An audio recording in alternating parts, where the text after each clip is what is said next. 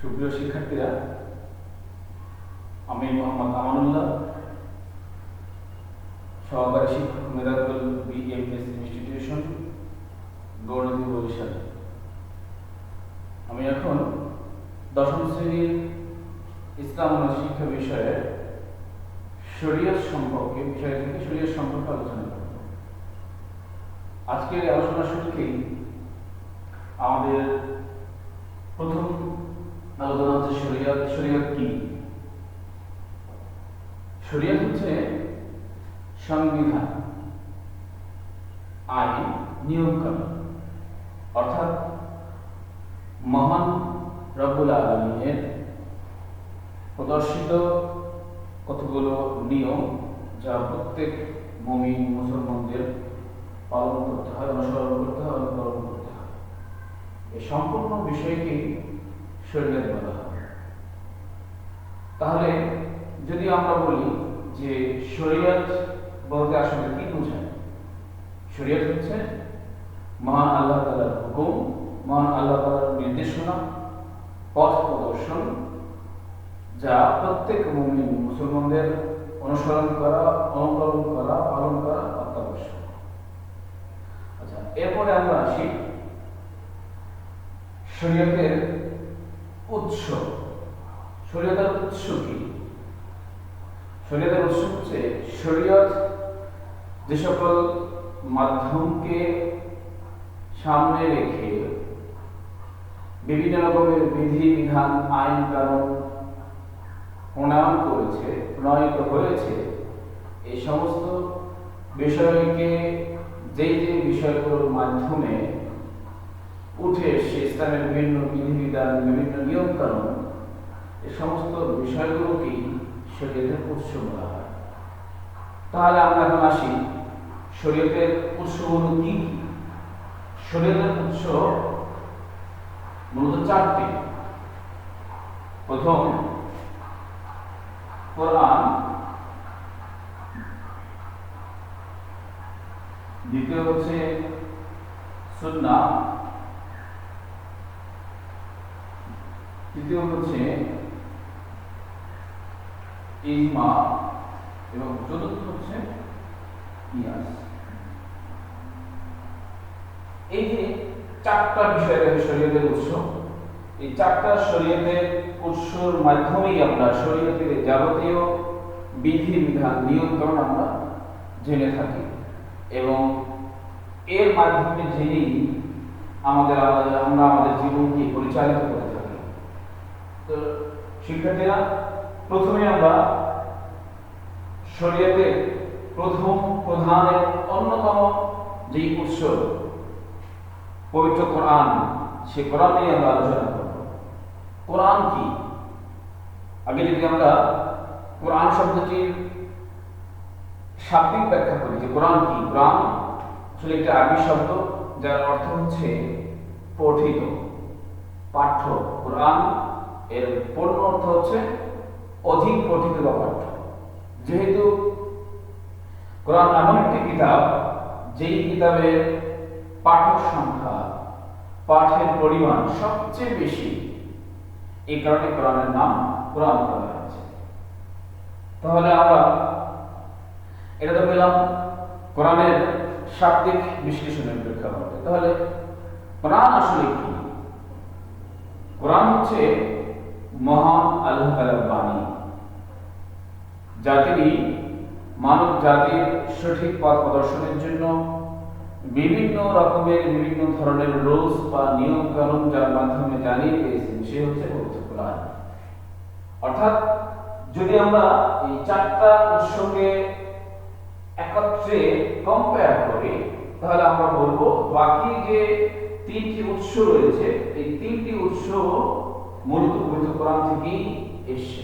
অর্থাৎ কোরআনের বিশ্লেষণ বা ব্যাখ্যা হচ্ছে সুন্নাহ বা হাদিস, আর কোরআন এবং সুন্নাহকে ব্যাখ্যা বিশ্লেষণ করে সহজ সরল জীবন ব্যবস্থা চালু করা হচ্ছে ইজমা এবং কিয়াসের বিষয়বস্তু। তাহলে আমরা বলতে পারি এই চারটা উৎসের মধ্যে অন্যতম উৎস হচ্ছে পবিত্র কোরআন। এই কোরআনের গুরুত্ব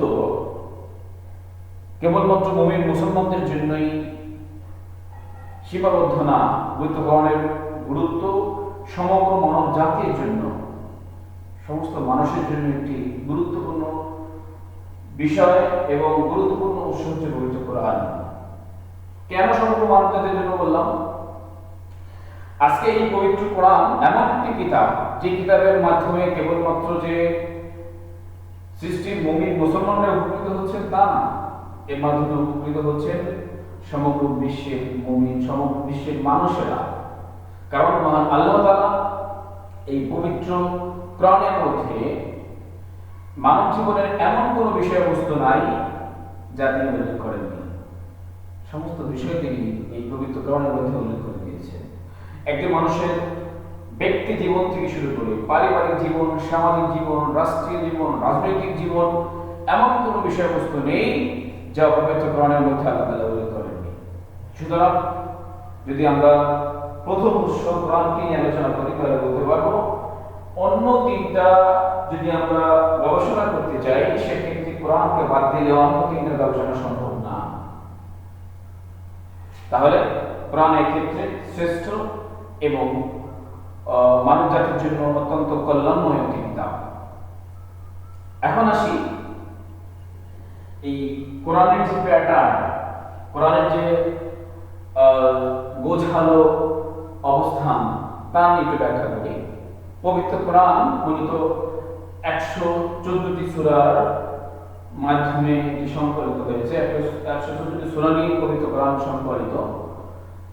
এটি 30 পাড়ায় বিভক্ত রয়েছে। এই পবিত্র কোরআনে আমরা স্বভাবত বলে থাকি যে 6666টি আয়াত রয়েছে, এছাড়া রুকু রয়েছে, সিজদা রয়েছে। বিভিন্ন ভাবে এই পবিত্র কোরআন আমাদের সামনে সবিস্তারে আলোচিত হয়েছে। এই পবিত্র কোরআনের মধ্যে মহান আল্লাহ তাআলা পূর্ব যুগের বিভিন্ন মানুষের ইতিহাস, বিভিন্ন নবী রাসূলদের ইতিহাস, বিভিন্ন নবী রাসূলদের জীবন কাহিনী উল্লেখ করে দিয়েছেন। কেন উল্লেখ করে দিয়েছেন? উল্লেখ করে দিয়েছেন কেবলমাত্র কাহিনী শোনাবার জন্য নয়, উল্লেখ করেছেন তাদের জীবন থেকে আমাদের শিক্ষা নেবার জন্য। আজকে আমরা বর্তমান যুগে, বর্তমান সময়ে আধুনিক সভ্যতা পাচ্ছি, আধুনিক জীবন ব্যবস্থা পাচ্ছি। আজ থেকে 2000 বছর আগে, 3000 বছর আগে, 5000 বছর আগে কি ছিল, কি হয়েছিল পৃথিবীতে আমরা কিন্তু জানি না, জানতাম না। জেনেছি কিভাবে? জেনেছি পুরাতন প্রাচীন যে কিতাব রয়েছে সেই কিতাবের মাধ্যমে। মহান আল্লাহ তাআলা কি করলেন? তার নবীর কাছে আমাদের হযরত মুহাম্মদ সাল্লাল্লাহু আলাইহি ওয়াসাল্লামের মাধ্যমে এই কোরআন নাযিল করে তিনি সমস্ত কিছু জানিয়ে দিলেন। আর এই পবিত্র কোরআন মহান আল্লাহ তাআলা সুদীর্ঘ 23 বছর ধরে ধীরে ধীরে বিভিন্ন প্রেক্ষাপটে আমাদের নবী মুহাম্মদ সাল্লাল্লাহু আলাইহি ওয়াসাল্লাম নাযিল করেছেন। এখানে আরেকটা বিষয় আছে, যেমন যদি আমরা তাওরাত কিতাবের হিসাব করি, হযরত মুসা আলাইহিস সালাম তাওরাত কিতাব পেয়েছেন। সেই তাওরাত কিতাব হযরত মুসা আলাইহিস সালাম তার চরিত্রের সঙ্গে নিয়ে তিনি একাত্রে কাঁধে বহন করে পাহাড়ে লিখিত অবস্থায় তিনি লিখে নিয়ে আসছেন, পাহাড়ে বহন করে তিনি নিয়ে আসছেন। তাহলে এই যে তাওরাত কিতাবের ব্যাখ্যা এভাবে, কিন্তু আল্লাহ তাআলা কি করলেন? কোরআনকে এভাবে তিনি নাযিল করলেন না, একাত্রে নাযিল করলেন না। তিনি কি করলেন? তিনি এই পবিত্র কোরআনকে ধীরে ধীরে প্রয়োজনের প্রেক্ষাপটে, বিভিন্ন ঘটনার প্রেক্ষাপটে তিনি কোরআনের আয়াতগুলো নাযিল করলেন। কোরআন আল্লাহ তাআলা বলেছেন, এই কোরআন আমি লাউহে মাহফুজে সংরক্ষণ করে দিয়েছি। কোথায়? লাউহে মাহফুজে। বালুকা তিনি বলতেছেন সূরা বুরুজে, বালুকা কোরআন মাজিদুন ফি লাউহে মাহফুজ। একটি সংরক্ষিত ফলক, লাউহে মাহফুজ মানে সংরক্ষিত ফলক, যেই ফলকে মহান আল্লাহ তাআলা পবিত্র কোরআনকে লিপিবদ্ধ করে রেখে দিয়েছেন।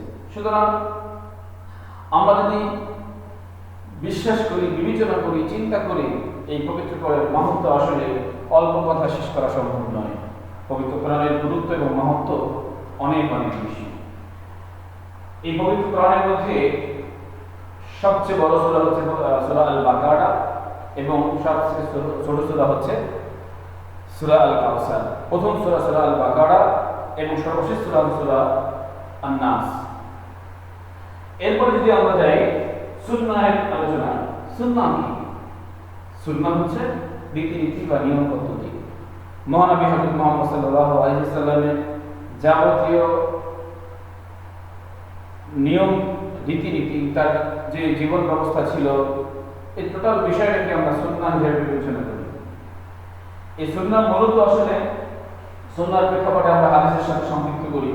হাদিস কি আসলে? হাদিস হচ্ছে পবিত্র কোরআনের পূর্ণাঙ্গ একটি ব্যাখ্যা। তাহলে পবিত্র কোরআনের ব্যাখ্যা কেমন ব্যাখ্যা? পবিত্র কোরআনের অনেক অনেক বিষয় কিন্তু আমরা সাধারণ মুমিন মুসলমানরা বুঝতে পারি না, সাধারণ মানুষ বুঝতে পারে না। তাদেরকে বোঝানোর জন্য রাসূলুল্লাহ সাল্লাল্লাহু আলাইহি ওয়াসাল্লাম তার সুন্নাহ ব্যবহার করেছেন। তিনি বিভিন্ন সময়ে বিভিন্নভাবে পবিত্র কোরআনের ব্যাখ্যাকে সুন্দর করে বুঝিয়ে দিয়েছেন। তাহলে রাসূলুল্লাহ সাল্লাল্লাহু আলাইহি ওয়াসাল্লামের কথা, কাজ, মন সম্মতি, এই সমস্ত বিষয় হচ্ছে হাদিস। এই হাদিস মানব জীবনের জন্য, মানব জাতির জন্য একটি পথ প্রদর্শক। যদি সুন্নাহ বা হাদিসের ব্যবহার আমাদের মধ্যে প্রচলিত না হতো, তাহলে আমরা কোরআনকে ভালো করে বুঝতে পারতাম না। এরপরে আমরা আসি ইজমা সম্পর্কে আলোচনা। ইজমা হচ্ছে ঐক্যমত। এই ইজমার মাধ্যমে কোরআন এবং সুন্নাহের যে বিষয়গুলো রয়েছে, যে বিষয়গুলো বর্তমান সময়ে আমরা আমাদের জন্য বোঝা মুশকিল, বোঝা কঠিন, সেই বিষয়গুলোকে সহজ হয়ে এসছে। যা আমরা সাধারণ মানুষ, যারা বিজ্ঞ আলেম ছিলেন, সেই বিজ্ঞ আলেমগণ তারা টোটাল বিষয়টাকে, টোটাল আলোচনাকে, কোরআন এবং সুন্নাহর বিষয়গুলোকে সম্পূর্ণ স্পষ্ট করে দেওয়ার জন্যে এই ইজমায়ের প্রেক্ষাপট এবং ইজমায়ের উত্থান। সুতরাং আমরা যদি বিশ্লেষণ করি, চিন্তা করি, বিবেচনা করি, সেই ক্ষেত্রে আমরা এই ইজমাকেও কিন্তু গুরুত্বহীন ভাবতে পারি না। কোরআন সুন্নাহকে আরো বেশি বোঝার জন্য, আরো বেশি অবলোকন করার জন্য আমাদের এই ইজমায়ের গুরুত্ব কিন্তু আমাদের জীবনে অপরিসীম। সুতরাং আমরা যদি এর আরেকটু ব্যাখ্যা করি যে ইজমায়ের উৎপত্তি আসলে কোন জায়গা থেকে হয়েছে। ইজমা ঐক্যমতের ভিত্তিতে কোনো সমস্যার সমাধান বা কিংবা নতুন বিধান প্রবর্তন করা নতুন কোনো ঘটনা নয়। রাসূলুল্লাহ সাল্লাল্লাহু আলাইহি ওয়াসাল্লামের সময় হতেই এর ব্যবহার প্রচলন বা লক্ষ্য করা হয়েছে।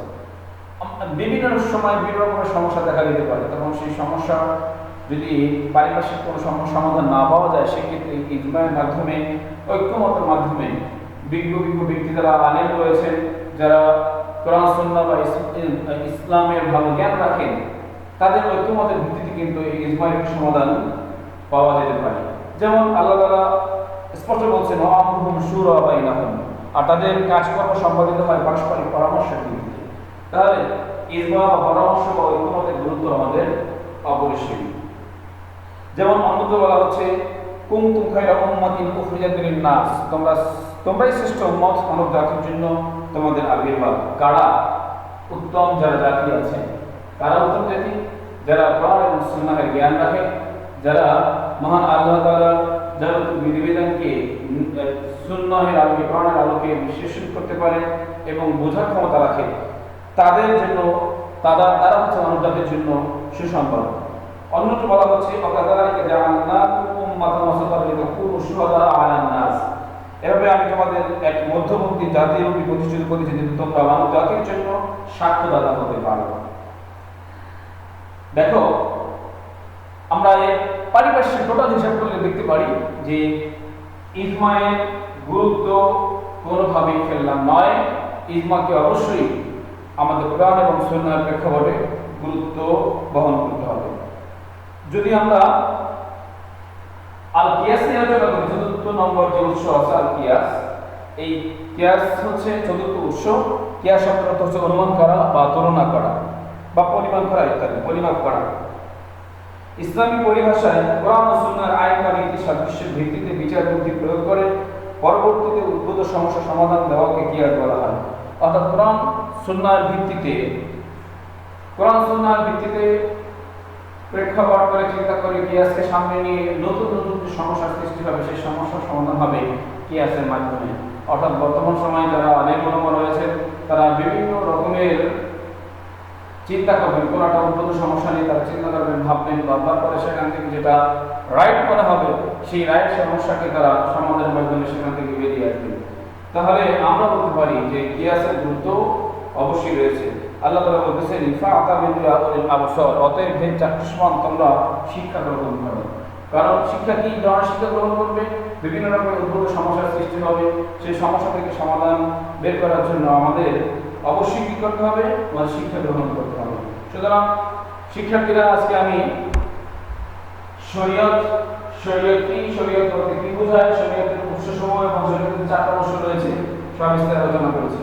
আমরা এর মাধ্যমে কোরআন, সুন্নাহ, ইজমা এবং কিয়াসকে আমাদের জীবন ব্যবস্থার মধ্যে, আমাদের চালিত জীবন ব্যবস্থার মধ্যে যদি আমরা প্রয়োগ করতে পারি, তাহলে অবশ্যই এর মধ্যে মহান আল্লাহ তাআলা বিশাল ফায়দা রেখেছেন। আল্লাহ তাআলা আমাদেরকে কোরআন, সুন্নাহ, ইজমা এবং কিয়াসের ভিত্তিতে জীবন চালানোর তৌফিক দান করুন। আমিন। আসসালামু আলাইকুম ওয়া রাহমাতুল্লাহ।